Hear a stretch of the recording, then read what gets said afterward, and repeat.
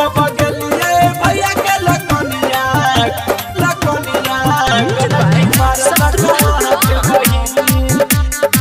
जब हंसलई मुस्का को हमारा presented by Muskan Recording Studio। भौजी ये भगल हमारो सटी ये भौजी वही के गाँव में भौजी ये भगल हमारो सटी जब गेलिए भैया के लकनिया कनकी मारल वहाँ के बहिन जब हंसलई मुँह मुस्का को हमारा भगेल पसीन भौजी ये भगल हमारो सती जब गेलिए भैया के लकनिया कनकी मारल वहाँ के बहिन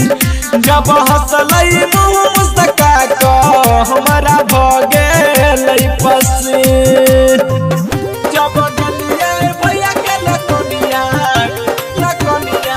कनकी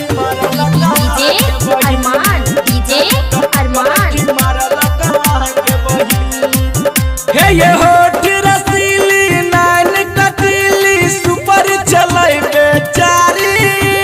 ये भौजी सुनो ना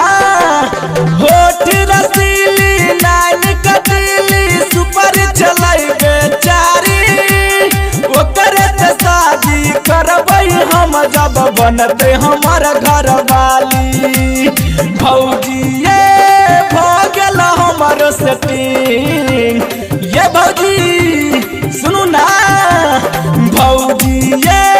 भगल हमारो सेटिंग जब गेलिए भैया के लकनिया कनकी मारल वहाँ के बहिन जब हंसलई मुँह मुस्का को हमारा भगेल पसीन जब गेलिए भैया के लकनिया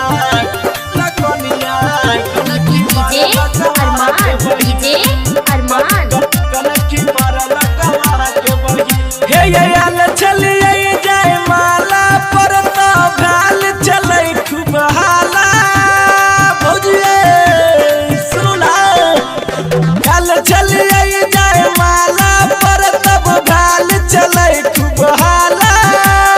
मिलल हमारा तयाल चलै समियाना के पिछुआरा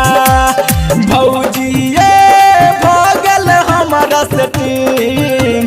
ये भौजी सुनो ना भौजी ये भगल हमारा सेटिंग जब गेलिए भैया के लकनिया